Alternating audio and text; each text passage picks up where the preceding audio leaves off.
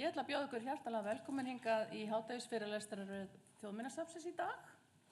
Annan hvern þriðjudag í hádeginu bjóðum við upp á fræðsluerindi tengt sýningunum gjarnan og við höldum áfram með torfbæjaþemað sem að tengist yfirstandandi sýningu í myndasal sem heitir á 11. stundu og Sigurbjörn Ingvarsson ætlar að tala Hvamm á Völlum og nú komið fram á 12. stundu sannilega með torfbæjana sem eru uppistandandi. Ég ætla bara að láta vita að erindið í beinu streymi og það verður líka hægt að horfa á það eftir á og vegna þeirra sem eru á tölvu heima hjá sér eða annar staðar að fylgjast með að þá í lokin ef við höfum einhverjar umræður og spurningar að þá kem ég með mikrofón til ykkar bara svo þið séu undirbúin undir það af því annars heyrist það ekki til þeirra sem ekki í salnum og svo á eftir auðvitað skoðum við myndasal saman þessa sýningu á 11. stundu. En ég ætla þá bara að bjóða Sigurbjörn í pontu og hann kynnir sig betur og hefur erindi sitt. Sigurbjörn.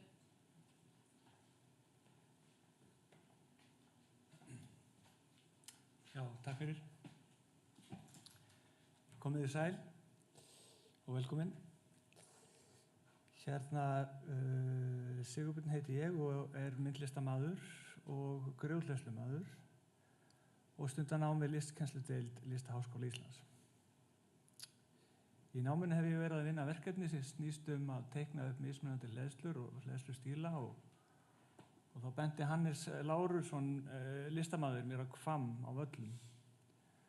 Að þarna rétt sunnan við Egilsstaði stæði gamall torfbær með flottustu leiðslum á landinu.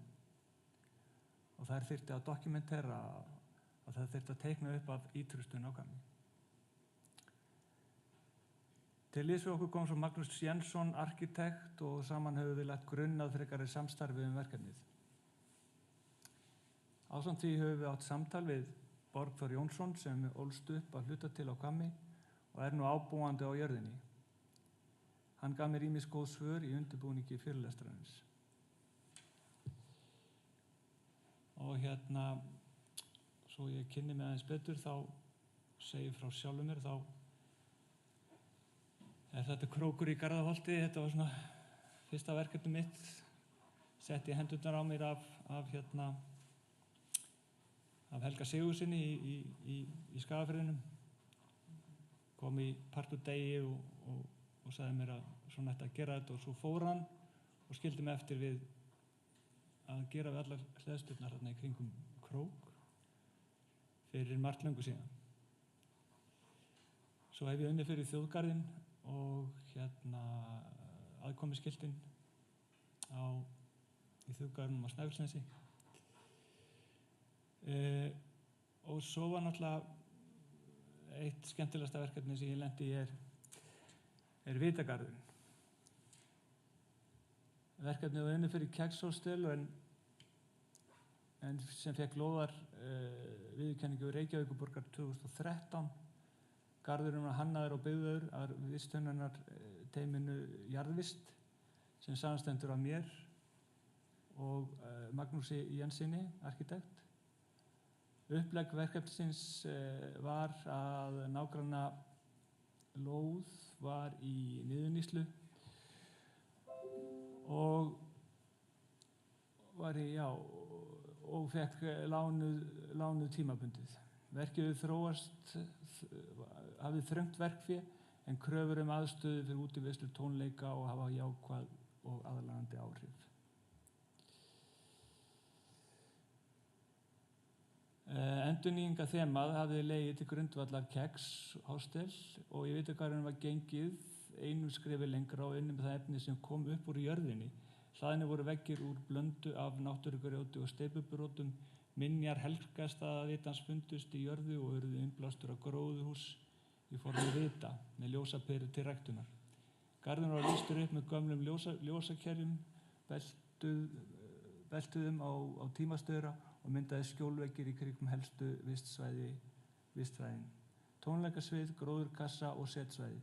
Trjám var bjargað og voru rétt að taka við sér þegar tíma skeiðsgarðsins lauk. Þannig að þetta var svona, þetta var grjóti sem við fundum á staðnum þegar landmótunin átti sér stað. Og þetta endaði svona á þessum hætti. Ég hef aðeins tekið grjótið inn í listasýninguna, þarna er verk eftir mig í Nýlistasafninu. Og svo hef ég verið í verkteymi með að vinna verk eftir aðra listamenn í Þúfan og var ég ráðinn þar af þeim strandamönnum Guðjóni Kristinssyni og Benjamín Kristinssyni sem höfðu stjórn á því verki. Það var ákaflega skemmtilegt verkefni. En til að setja þetta í samhengi þá bý ég hér á Hrefnugötu 2. Þetta er hús reist 1938 eða 9. Og Hvammur er byggður 1935 eða 6, segir borguðu mér, og þegar það er ég veist það hvort það var 35 eða 6. Og erum við með náttúrulega Skriðuklaustur, Herragarð Gunnarssonar, og hann er byggður 39. Þannig að þetta er svona alls konar. En nú förum við í sveitina. Hér ætla ég að lesa texta á bók Hjörleifs Stefánssonar Af jörðu. Íslenski torfbærinn er tákn þjóðmenningu fyrir tíma. Jafnvel þótt öll hús séu fallin má greina gamlan bæjarhól í landinu vegna þess að hann er öðruvísi en aðrar landslagsmyndanir. Hann hefur orðið til á annan hátt en allir aðrir hólar og það eru engu líkara en undirmeðvitund okkar sé á varðbergi. Bæjarhóllinn er grænni en umhverfið og gróskumeiri. Staðurinn segir sögu líf og starf fólks sem þarna bjó þótt langt sé liðið. Oft er ennþá greinlegt hvers vegna staðurinn hefur verið valinn til búsetu. Gróðurfar, ræktunarmöguleikar, útsýni, lækur eða annað vatnsból, skjól. Allt eru þetta landkostir sem hafa áhrif á það hvar menn velja sér bústað. Í mörgum okkar blundar enn skilningur á þessum þáttum og við skynjum áreynslulaust að á þessari jörð er það einmitt staðurinn til að reisa sér hús.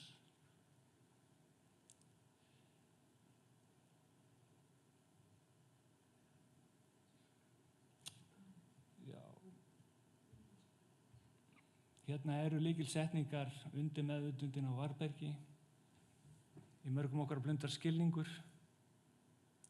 og að skynja áreynslulaust. Og í því samhengi þá ætla ég að lesa upp úr texta bók eftir bókinni Vá eftir Guðbjörg R. Jónasdóttir.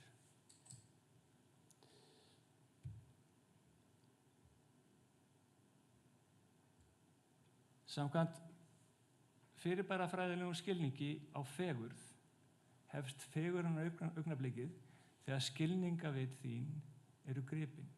Þegar öll þín tilvera sekkur inn í það sem þú skynjar á þann hátt að tengsl þín verða þér ljós.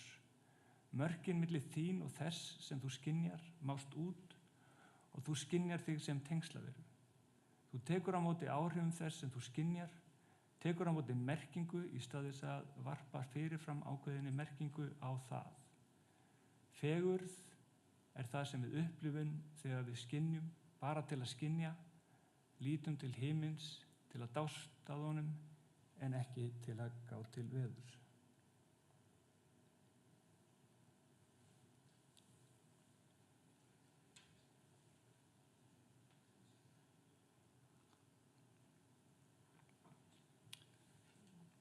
Bærinn Hvammur á Völlum veitti mér akkúrat þessa upplifun því ég stóð fyrir framan bæinn og ég andaði frá mér og heyrði sjálfum segja vá. Það var ótrúleg upplifun að koma þarna í fyrsta skipti og einmitt að gera nákvæmlega þetta, að anda að sér innlifuninni og hugmyndunum og öllum tímanum. Tíminn stóð í stað.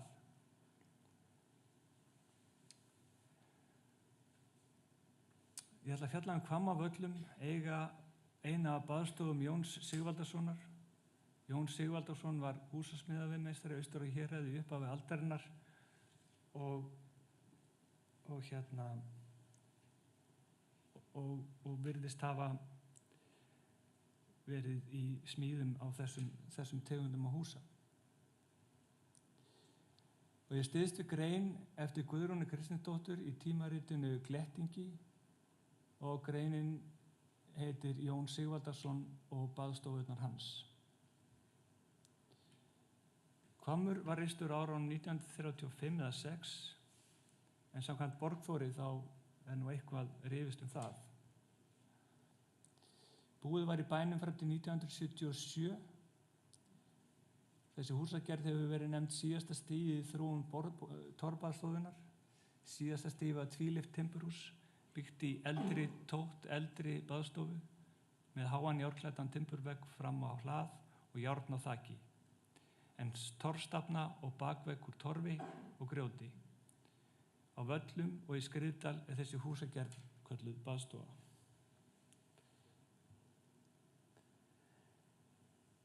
Upp úr aldamótunum eða 1928 voru samþykkt lög frá Alþingi byggingar og landnámssjóð og hafði það höfuðmarkmiði að veita lán til endurbóta íbúðarhúsnæðis til sveita. Með skilyrðum þó. Endurbyggingarnar voru háðar eftirliti og aðeins var veitt lán til steinsteyptra húsa. Heimskreppan, kreppulánanefnd sett á laggirnar 1932 til að kanna hag bænda og það kemur í ljós að 3/4 bænda voru svo til eignalausir.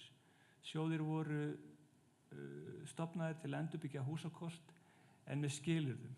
Húsin urðu að vera steinsteypt. 1937 voru samþykkt lög frá Alþingi þessa bændastyrki sem í raun útilokaði torf og torfbyggingar sem raunhæfan kost. Þóttu efnaminni bændur ekki styrkaðir. Það athyglisvert að átta sig á að þarna verið að byggja þessa torfbaðstofur þarna á Héraði rétt fyrir á þessum tímum.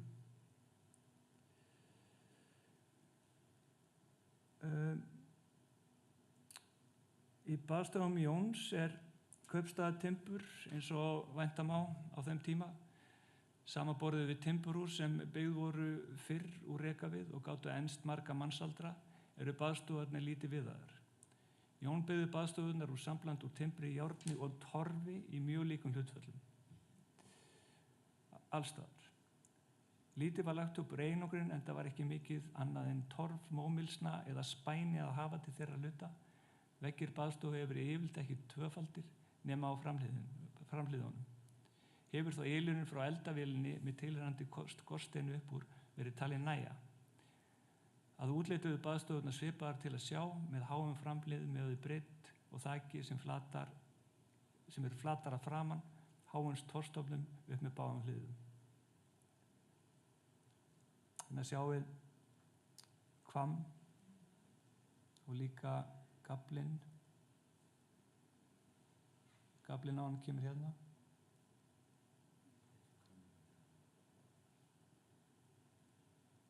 En hérna sést ansi vel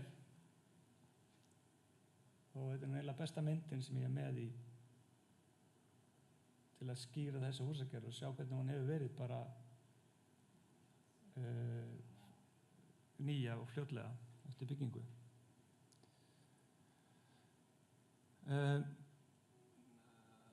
Ekki þó beinlega sagt að eigna Jóni þessa húsagerð því hún var algeng að minnsta kosti í Austur- og Norðurlandi og afleiðing af þróun sem hófst miðja síðustu öld með breyttum verslunarháttum og nægu framboði af timbri, gleri og járni.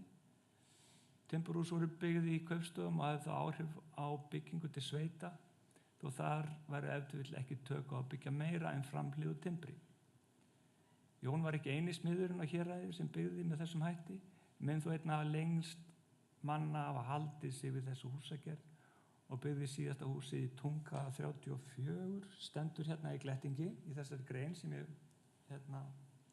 nota mikið mér til stuðnings. Því Hvammur sagður hafi verið byggður 1935-6. segir Borgþór allavega. Hann ólst þarna upp að hluta og þekkir til þar. Hryggjastekkur í Skriðdal 36. Og hér erum við komin aftur að Hvammi. Hér skal gera baðstofuna að Hvammi nánar lýst og einnig kíkjum við á önnur hús í bæjarþorpinu. Baðstofan innan í tótt eldri torfbaðstofu og er heldur minni. Stærð hennar að utanmáli er 7,5 sinnum 4 metra hæð. 4 metrar, hæð 4 metrar, tvílyft. Baðstofan snýr því sem næst austur-vestur langveggur að hlaði. Sá veggur er heldur hærri en bakveggurinn. Þakið er með mæni eftir endurlöngu og er það flatara þeim megin sem snýr að hlaði.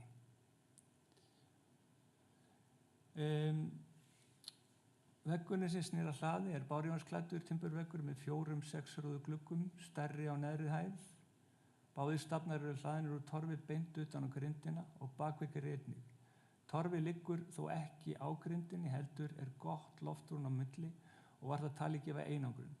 Bárujárn er á þakinu með torfi yfir. Grindin er byggð úr kaupstaðavið, venjulegt grindarhús og öll þiljað að innan með panel. Hún er óeinangruð og ekki klædd að utan nema á framhliðinni. Líklega tjörupappi undir járnin á framhliðinni.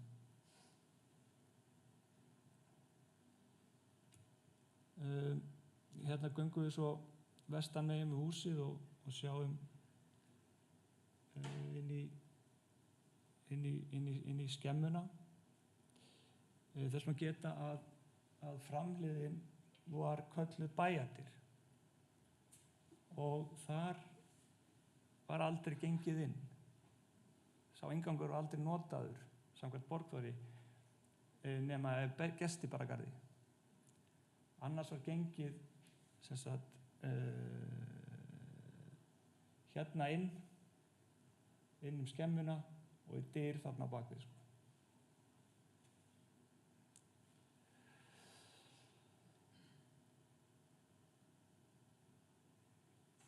Og þetta er algeng svona bindingsverk, aðgerð, teikning.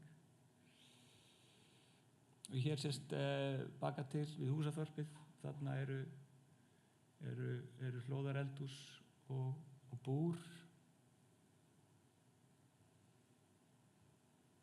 Göngum hérna hringinn og komum svo aftur að húsinu sunnan megin. Og hér sjáum við hvernig hleðslan skagar út frá húsinu og hve mikill massi þetta er. Og ég fór þarna og mældi aðeins. Bæjarþorpið er 20 metrar sinnum 20 metrar. Þannig þetta eru um 400 fermetrar þarna sem húsaþyrpingin er. Og ég mældi þarna upp í þakið á neðri hæð og upp í rjáfur á efri hæð. Og það er 2,50 í neðri hæðin, 2,40 minnum mig, milli 2,40 og 2,50. Og svo 2,70 upp í rjáfur á efri hæðin.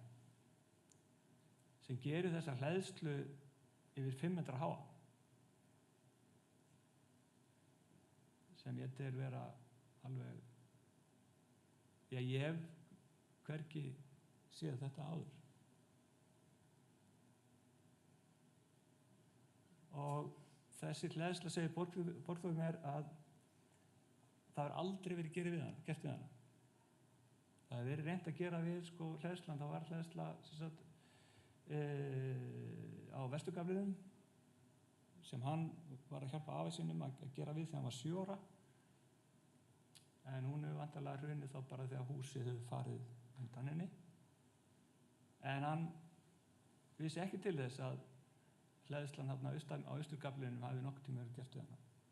Ekki nema að grjótið sem framan á hleðslunni sprakk einu sinni út þegar hann var unga aldri og þá man hann að þá ekki grjót í gegnum alla hleðsluna, heldur þetta grjót utan á hleðslunni. Og það kom maður og gerði við það. En torfhleðslan sjálf,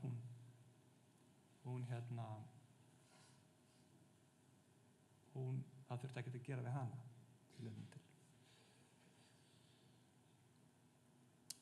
Þannig að þetta er þannig að það með kemur inn í þetta hús, þá þetta mikill íburður, finnst manni. Þetta er full lofthæð. Og sérstaklega náttúrulega á efri hæðinni. Þarna þegar maður kíkir inn í hleðsluna þá sér maður, hvað falleg hún er. En samt einhver svona óregla, finnst kannski að því hún er gömul, en það samt einhver svona óregla sem manni finnst vera sem fær mann til að upplifa að þeir sem unnu við þetta verk, að þeir vissu nákvæmlega hvað þeir voru að gera. Og hún hringlaðin þarna, það engin hornhausar þarna í hleðslunni. En þetta eru klömburhausar eða hausar annars með streng á milli. Ég hef fengið ráðleggingar og þakka Sigríði Sigurðardóttur fyrir góðar ábendingar og einnig Helga Sigurðsson hafa litið á þetta með mér. Og þetta veggur sem þannig á 5 metra hár og ef maður hugsa sér að hugsa sér torfið sem forgengilegt efni, að maður þurfi að hafa mikið fyrir því, þá virðist þessi veggur sanna, sem þá væntanlega 85 ára gamall, ef með regnast rétt til,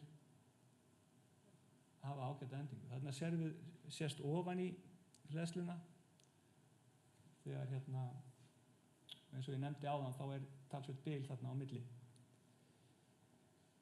Þetta svona 30-40 centimetrar. Og þetta var gert til þess að mynda loftbilið til þennan jörðustað.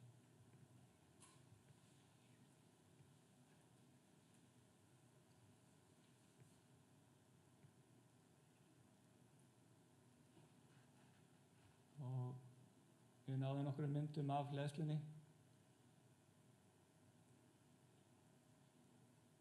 og ég held að þarna hafi verið meistarar á ferð.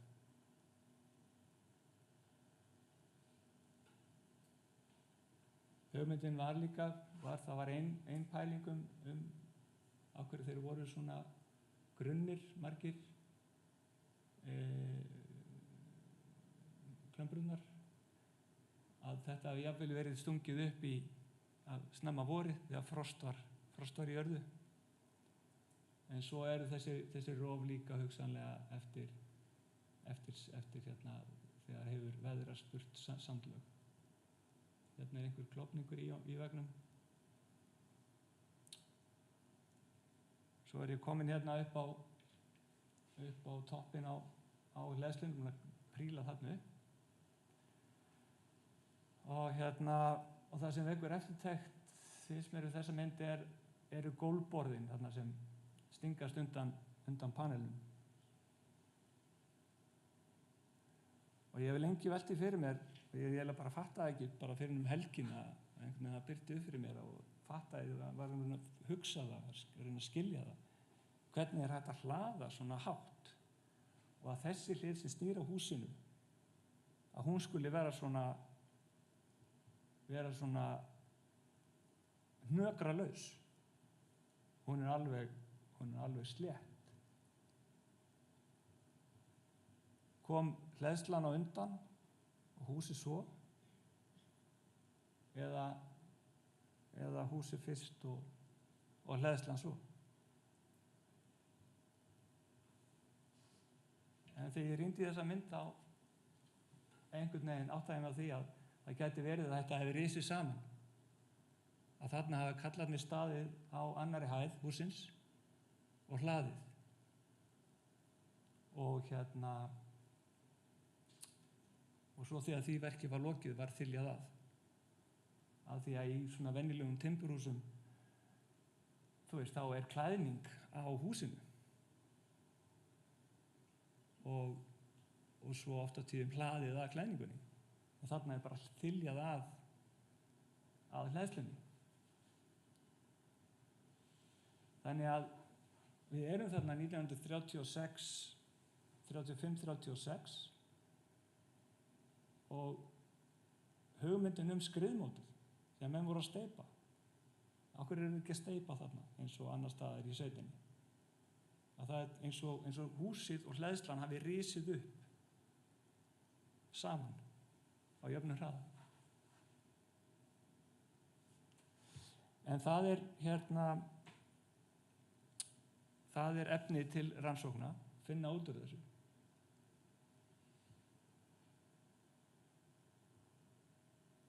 Hérna er strompurinn og frekar þunnt á þakinu og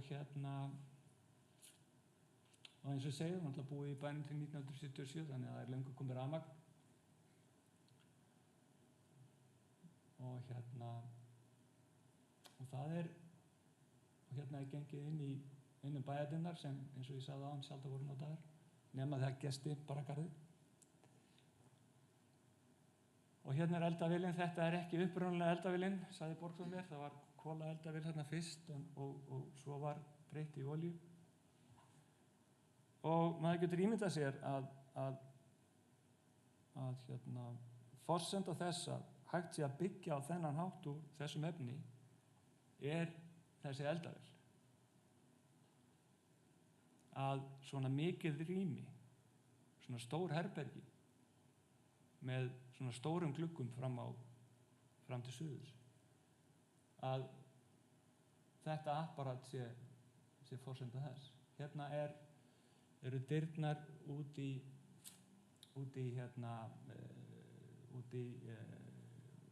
húsin á Húsabaki. Þar voru hlóða eldhús og búr, þar sem mjólkin var unnin. Og hérna eru pípulagnirnar upp á efri hæðina. Strompurinn þarna, sést nú kannski betur þarna.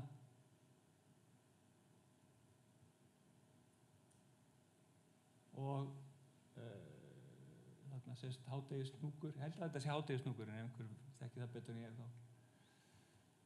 Og það er eins og fólk hafi skroppið frá og maður sé komið þarna inn og bíði að einhver komi tilbaka. Og hérna er stiginn upp á loft, strompurinn þarna upp. Þarna sjáu þið að þarna er 270-75 þarna upp í áður, þannig að þetta eru gífurlega gott rými. Og Borgþór sagði mér að það hefði verið mjög gott loft inn í bænum og það hefði verið mjög hlýtt, frekar of heitt en ekki sem hún fannst í minningu. Með stigopið og ég get ekki séð betur en það hef bara verið málað einu sinni, ég glemdi að spyrja hún á því. En já. Og þetta þaklag finnst mér alveg ákaflega fallegt.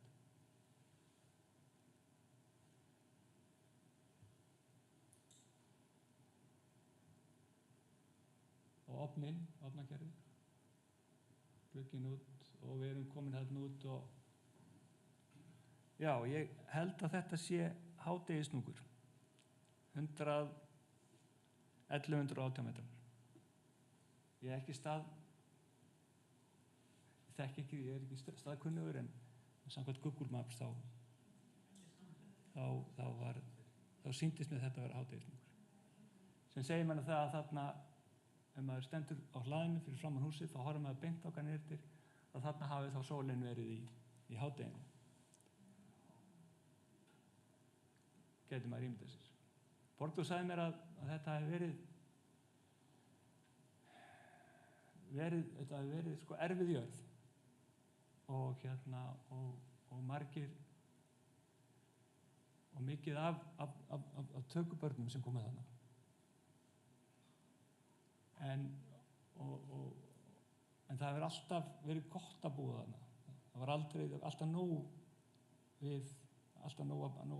nóg að borða. Enda fallegur staður.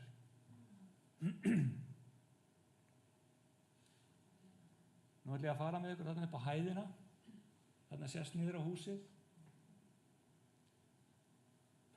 Og þar eru tóktir af hesthúsum og hlöðu. Og einnig bjó Sóley nokkur þar upp frá. Og hún var kallað Sóleyjarkot. Og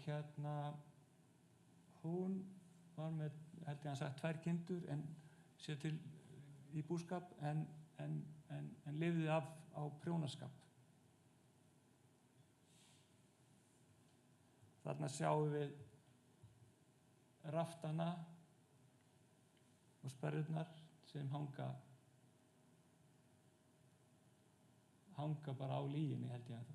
En þetta, ég veit ekki hvort það hangi lífi, þetta er því að þessi veggir, þeir eru svo vel hlaðnir, þarna líka og hérna við frá. Þó að klömburnar séu allar í sömu áttina þarna á nokkrum stöðum, þá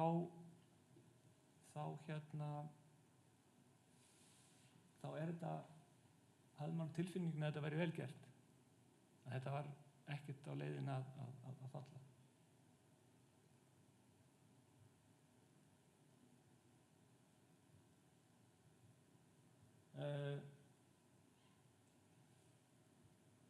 Nú í tilefni af sýningunni hérna frammi á 11. stundu og það er tilefni þessa fyrirlesturs er að þetta hús verðum við að rannsaka og skoða og teikna upp á sama hátt og Danirnir gerðu hérna á síðustu öld við önnur gömul hús sem löngu eru horfin til jarðar. Því að það er þegar byrjað er að rofa í hleðslu eins og þessa sem er einstök, að þá geta hlutirnir eyðilagst hratt. Mér finnst þetta að vera að með einni lítilli kolavél er hægt að kynda hús sem þetta,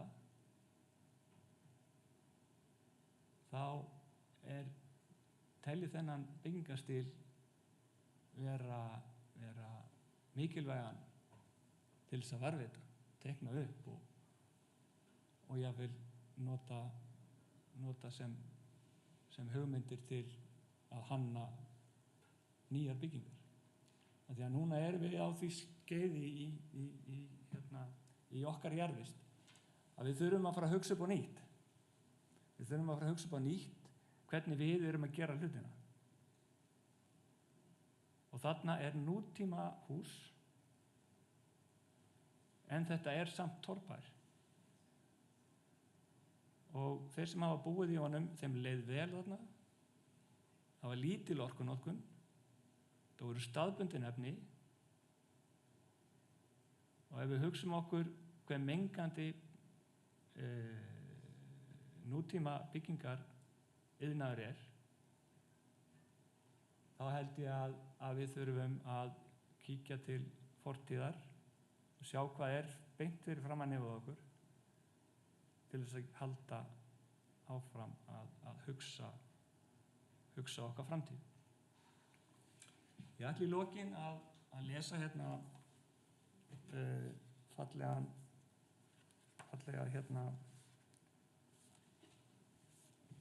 texta torfhúsið, einmitt úr bókinni Vá eftir Guðbjörgu R. Jóhannesdóttir sem ég mæli með að allir lesi. Torfhúsið dæmi fyrirbæri sem segir ákveðna sögu og tengir okkur við fortíðina í upplifun okkar af landslaginu. Og þá mikilvægt að við séum meðvituð hvaða áhrif það hefur þegar fyrirbærum eins og torfhúsum útrýmt úr landslaginu. Torfhúsin tengja okkur við fortíðina og gera okkur kleift að draga fram sögur og athafnir þeirra sem í þeim bjuggu, og ef þessi hús hverfa líka þessar sögur. Takk fyrir mig.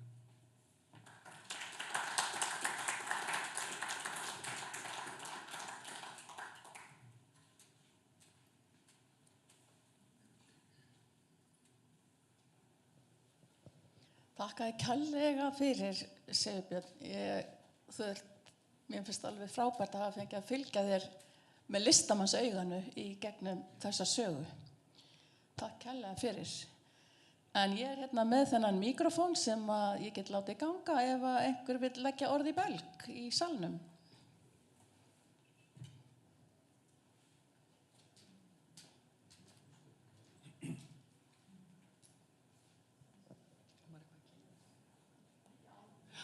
Ég heiti Dagný, ég bara grunnskólakennari. Ég var strax forvitin varðandi þessa hleðslu og bilið á milli.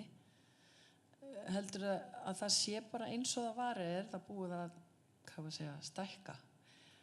Og hitt, hvað með þegar það skóf og snjór og þú veist, hvernig fór það allt saman? Virðist allt vera svo nýtt þetta timbur? Já. Vera með mikrofónin. Sigurbjörn minn. Tala í mikrofónin. Já, það sem náttúrulega það sem trikki við þessa hleðslu og hvernig hún húsið það að roftorfið sem slíkt búið að slitna frá húsinu. Það torfið sem lokar gatinu þarna á milli. Þannig að í prinsipinu þá hvort eitthvað hafi hnikast til, ég veit ekki hvaða mikið, það getur trúið að vera eitthvað, hún hafi eitthvað kannski fallið frá, en ég held að það sé ekki mikið. En það eins og ég sjáið í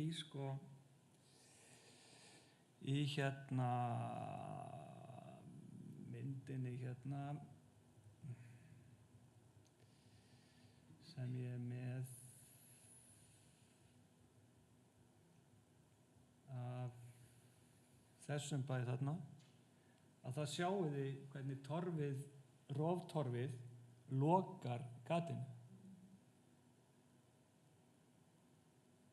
Það roftorf sem kallaðist. Og eins og þið sjáið þá og það loftar vel og heldur, og þannig að timbrið sem þarna inni getur verið getur enst í 100 ár. Já, takk. Ég ætlaði bara að spyrja aðeins betur út í roftorf. Hvað það, þannig á þessi bygging þessi hóla. Það eins og að torfi komum bara alveg upp á húsinu. Já. En þannig að roftorfi þá þetta sem kemur frá þakinu. Já, segja aðeins betur. Þetta sem lokar gatinu sem við sjáum á Hvammi. Þannig ef við ætlum að gera við Hvamm, taka okkur til og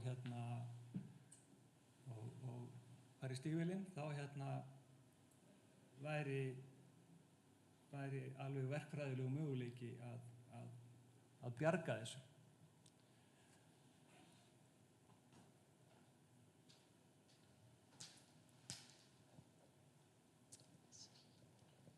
Já, takk fyrir þetta. Ég heiti Amalía og ég kom í þetta hús þegar ég var barn bæði baðstofun í Hvammi og baðstofun í Stóra-Sandfelli. Og ég man eftir því sem krakki þegar ég fór með mömmu þarna. Ég er ekki áttrað, sko, þið eru ekki það var 70 eitthvað, að ég var fyrir talsverðum vonbrigðum með hvað þetta var nútímalegt. Ég á líka minningar úr þessum húsum hvað var óskaplega heitt þar. En sko, það náttúrulega var ekki svona gat eins og þarna við vegginn núna, torfið lokaði því alveg rétt. Það er alveg rétt hjá þau, sko, það var ekki bil þarna á milli. En ég man að af því að sko, ég hafði komið í Stóra-Sandfell og ég hélt einhvern veginn í Hvammi að kannski væri það svona alvöru torfhús, þú veist, alvöru gamall bær, en þetta var mjög nútímalegt. Já. Svona fyrir utan kaffiveitingarna kannski sem ég fannst svolítið sérstakar hjá gamla fólkinu þarna. En svo var reyndar, þú varst að tala um fjallið þarna, ég held þú hafi verið að tala um Sandfellið. Ég var að tala um Sandfellið. Já, bara svo það komið fram. En ég sem sagt deildi þess á Facebook og þá var fólk mjög upptekið af því að þetta væri ekki Skriðdal heldur á Völlum, svo sá ég að það hefði verið lagað. En það var nákvæmlega eins svona baðstofa á Stóra-Sandfelli í Skriðdal og það var búið lengur í henni. Þar bjuggu systkini, en hún var jöfnu við jörðu líklega aldamótin. En takk fyrir, þetta var fróðlegt. Ágústa? Já, Ágústa heiti ég, vinn hérna í Þjóðminjasafnum. Takk fyrir, þetta var alveg einstaklega áhugavert. En mér langar að spyrja, hver heldur að verði næstu skref? Hvað verður þetta hús? Eru þið með einhver plön? Og ef þú mættir ráða, hvað þetta verða svona hús? Já, sem sagt, ef ég mætti ráða, þá myndi ég náttúrulega bara taka upp veskið og og ráða hóp af fólki og henda mér í að gera við þetta, að ég tel þetta að vera þjóðargerðsemi. Og það sem náttúrulega, það sem ég liggur á, að því að, þú veist, við förum nú aftur í förum aftur á Hvamm, að þú veist, til þess að geta gert það, þá verðum við að rannsaka það sem fyrir er. Og við erum ekkert, sko, vitum ekkert hve lengi það efni verði til staðar. Þannig að þetta er á 12. stundu. Þetta var 11. stundu 1970 eitthvað. Þá hefði það, þú veist, þá hefði ekkert verið mál að gera eitthvað, því að það var ennþá búið í húsinu. Og enda sáu þið, sko, á sýningunni hérna úti eru tyrfingsstaðir svona á Kjálka, svona miðpunktur þeirra sýningar. Og það var einmitt hús sem var byggt, eða sem sagt, var búið í á þeim tíma. En hérna á Völlum, þú veist, erum við með tvílyft torfhús. Því að þetta er að öllu leitinu torfhús. Það eru torfveggir á 3 hliðar og það er þyljað að torfinu og það er bara timbur framhlið. Það er ekkert öðruvísi heldur til dæmis tyrfingsstaðir á Kjálka. Nefnum bara þetta eru 2 hæðir. Og já. Þannig, já, ef ég ætti að hvað á að gera þá?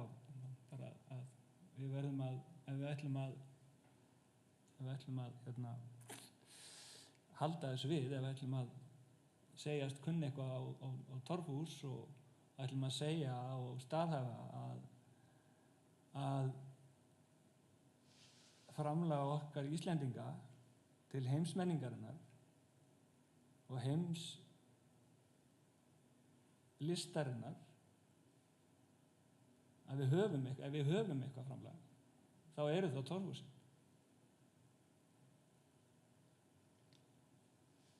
Næsta spurning.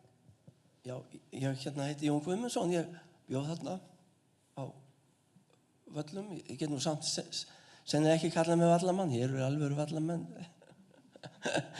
af því ég eru Reykjavík upprunalega. En ég hef komið í þetta hús nokkrum sinnum og þegar ég kem austur þá krossa ég alltaf fingur, ég vona að standi enn.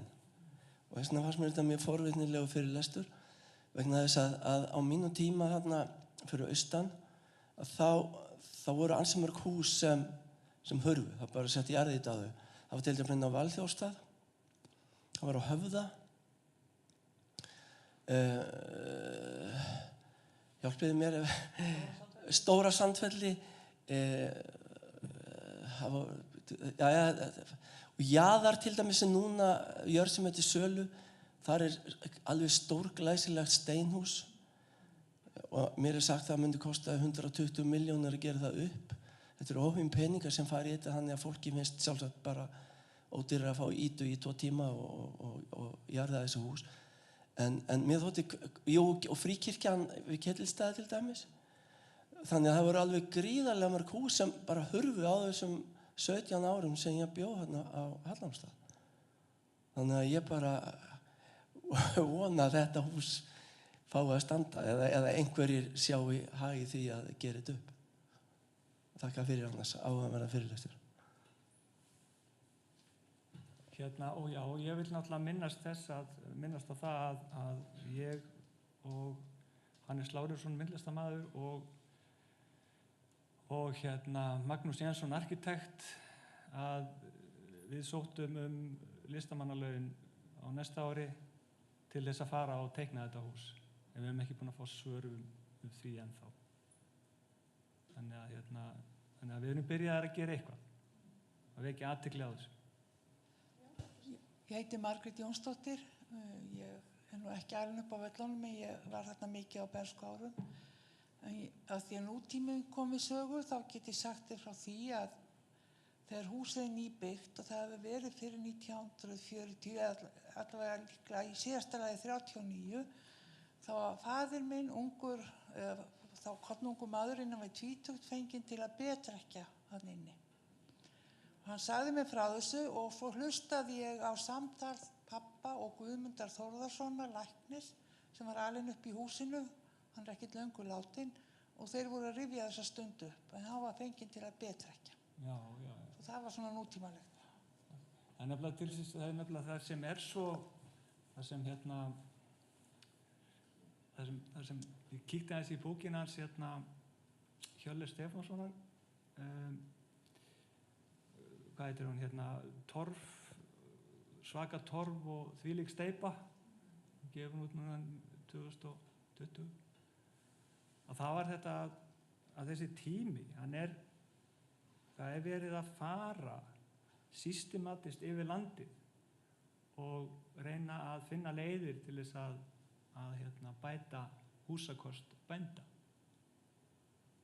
Og þar er steinsteypan, hún er allsráðandi og bændur fá ekki styrkin eða lánið nema steypa.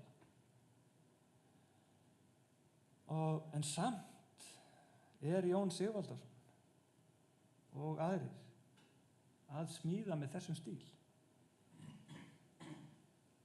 Ný hús.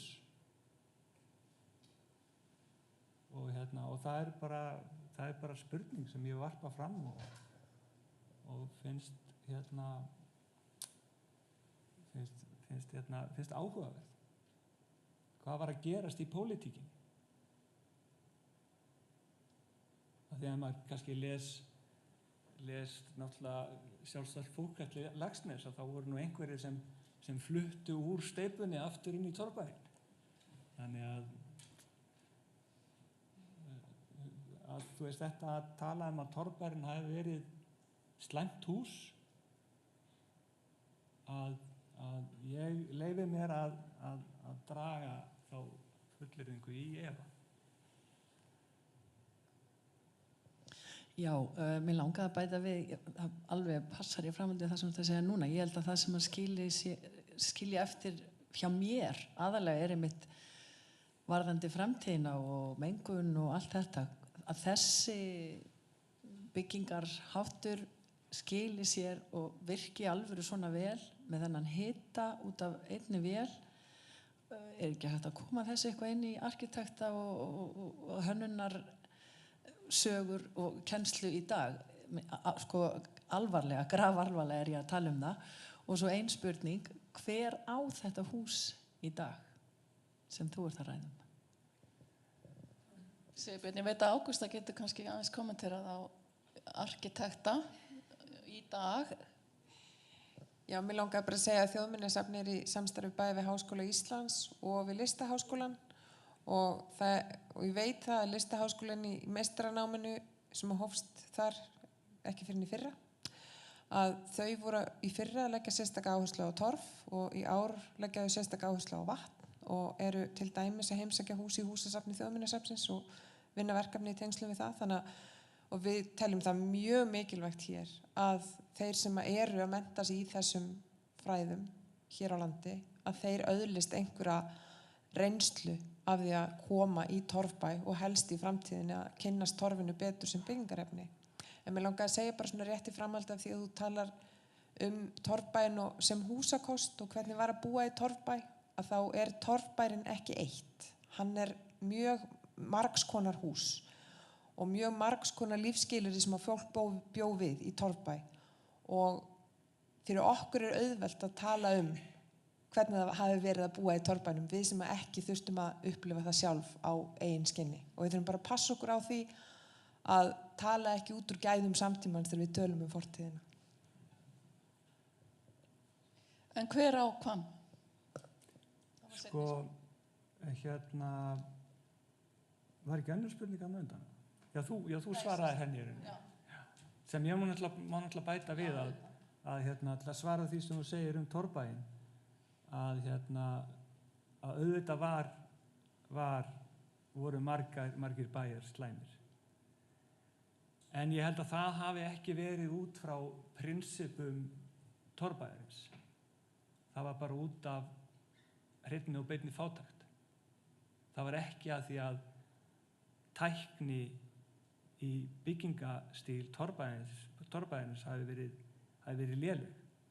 Ég held að það hafi verið út af því að konungarnir sem átt ekki nema 2 spýtur til að reisa hús, að þeir hafi gert þessi húsakynni á liðnum öldum mjög slæm á mörgum stöðum.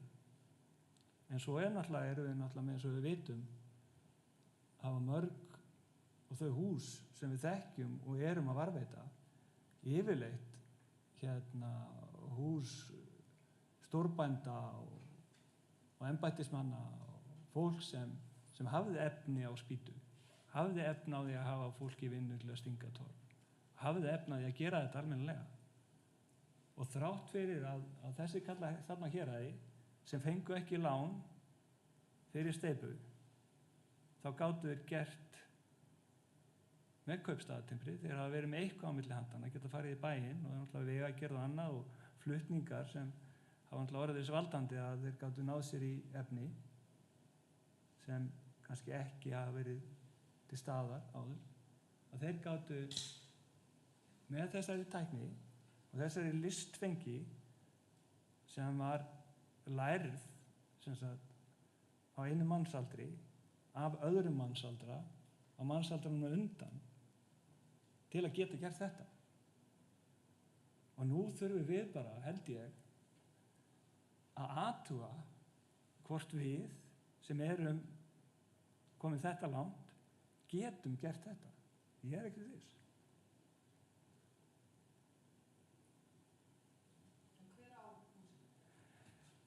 Sko, Borgþór á einhvern part í jörðinni, en síðan eru ættingjar, minni mig, hann hafa sagt mér, systur mömmans og niðjar hennar eiga svo sált húsið, held ég hann hafa sagt mér. Þannig að það er dreift eignarhald og ég þekki það bara ekki. Ég heiti Pétur Bjarnason og ég þakka nú fyrir hennar fyrirlestra, mjög forvitnilegt. En þú hafði sótt með öðrum peningar til þess að teikna þetta upp og hvað erum við að tala mikla peningar sem þarf til þess að gera það?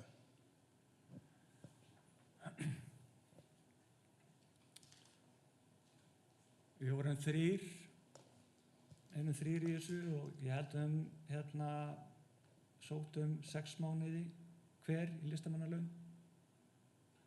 og þá eru það hvað, 3 og 6 eru 18 sinnum 400.000.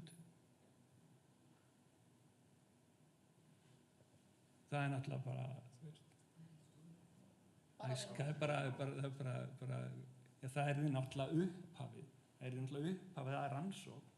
Og ef maður sæti þá með einhvers konar niðurstöðu, og þá er það allavega nátt að taka ákvörðun þú veist, ef að setja búldósverðin á þetta eða ef að gera eitthvað í málinu. Svo bara erum við að fara að klára. Ég heiti Guðrún Þórðardóttir og ég hef nú alla mína speki úr bók Hjörleifs Stefánssonar, Hvílíkt torf, eintón steypa, og hún byggist á rannsókn sem var gerð árið 1900 og þá voru sem sagt sent í allar sveitir landsins og það var nú bara tilviljun að það tókst að bjarga svörunum vegna þess að þau hefðu bara týnt vegna þess að sá sem setti þessa rannsóknarstað, hann dó. Var Sigurður verkfræðingur og þannig að Hjörleifur uppgötvar þetta og finnur þarna og svörin koma þarna úr flestum sveitum landsins, ekki öllum þó, og þá kemur það í ljós að það er allstaðar torfbæir í sveitum, allstaðar, og engin timburhús í sveitum sko fyrir 1900. Ja. Og þetta er semst árið 1900. Það kemur líka í ljós að fyrstu eldavélarnar, sem var náttúrulega kolavélar, þær kom ekki fyrir svona upp úr 1880. Fram að því er engin upphitun í torfbæjum, nema bara fólki sjálft, og stundum kýr fyrir neðan og einstöku sinnum voru teknar kindurinn og settar í rúm til þess að fá hita. Þannig að það er ekki alveg sama torfbær og torfbær, sko. Ég meina torfbær með kolavél og þarna náttúrulega komið timburhús í raun og veru, sko.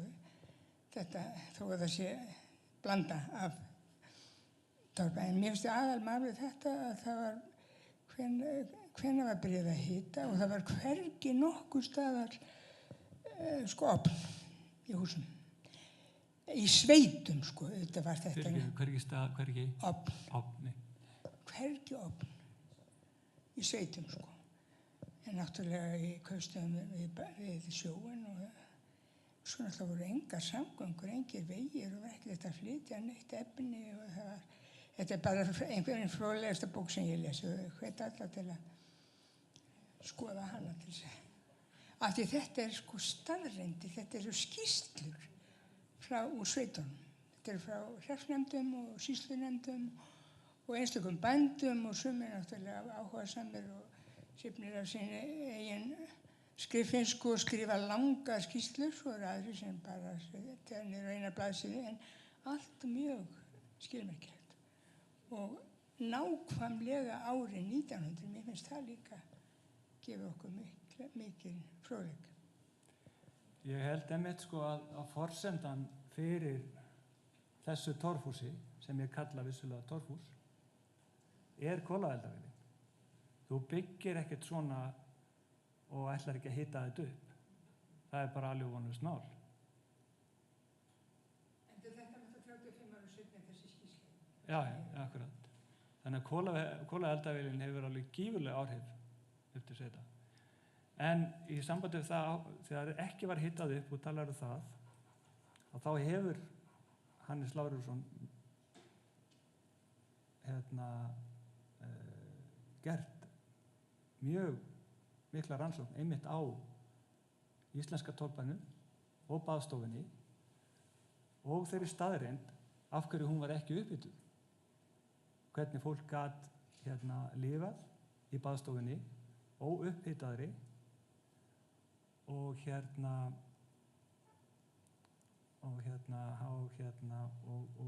er þar í sinni meiningu að sú baðstofa hafi þróast í langan tíma og náð fullkomnun sinni á 19. öldinni.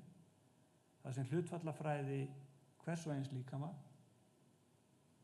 var haft að leiðarljósi, sem mikil og skemmtileg rannsókn, og ef þið farið inn á heimasíðu Íslenska bæjarins þá mikið hægt að finna þar af fróðlegum fróðleik. Þetta kemur líka fram í bók Hjörleifs Stefánssonar sem heitir Torfhús. Já, akkurat. Já, sögulega, sko. Af því að ég held, sko, að að því að þú veist, það sögur líka sem maður hefur heyrt náttúrulega frá 19. öldinni að þá að veru sögur og minningar frá fólki sem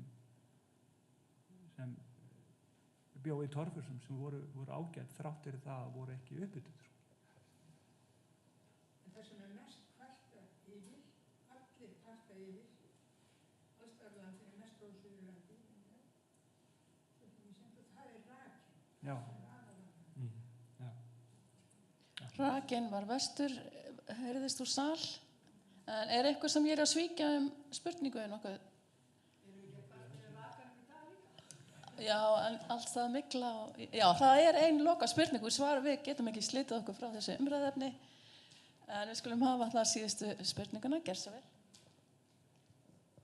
Já, ég ætla nú bara að þakka fyrir. Einar Jónsson heiti ég. En nokkuð vitað af hverju maðurinn byggði þetta á þessum tíma svona?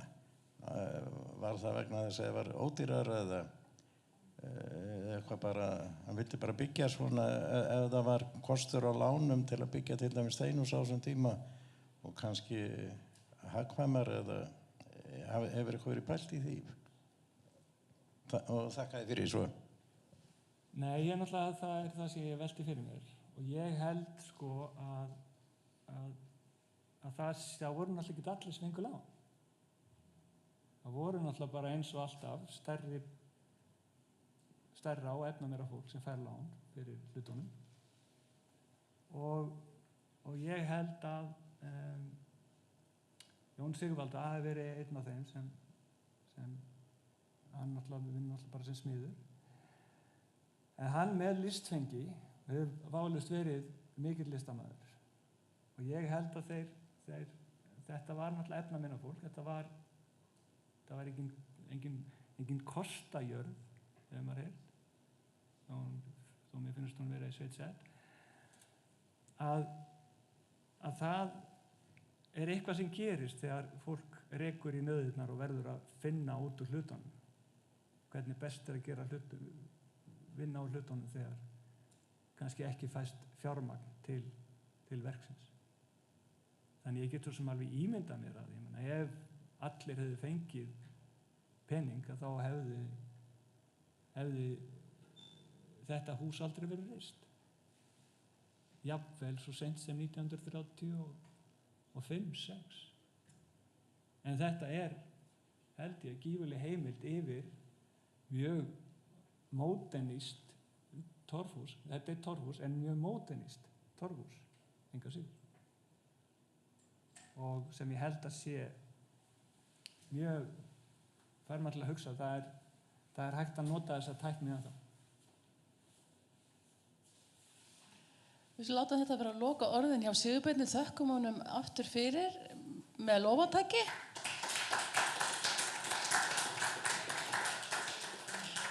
Og endilega skoðiði myndasal sýninguna á 11. stundu uppmælingar á 8. áratugnum á Torfbæjum. Og eftir hálfa mánuð verður aftur fyrirlestur. Það sem næst á döfinni hjá okkur í Þjóðminjasafninu að það verður sýningaropnun 5. nóvember í Bogasal, þar sem verður opnuð sýningin Heimsins Hnoss með jarðneskum eigum fulltrúa þjóðarinnar, 3 ólíkra fulltrúa við andlát. Þannig að það verður aldeilis fróðlegt að bera þá sýningu saman við síðan híbýlakostin, en það þá jarðneskar eigur sem við fáum að berja augum og í nóvember verða fyrirlestrarnir tengdir þeirri sýningu.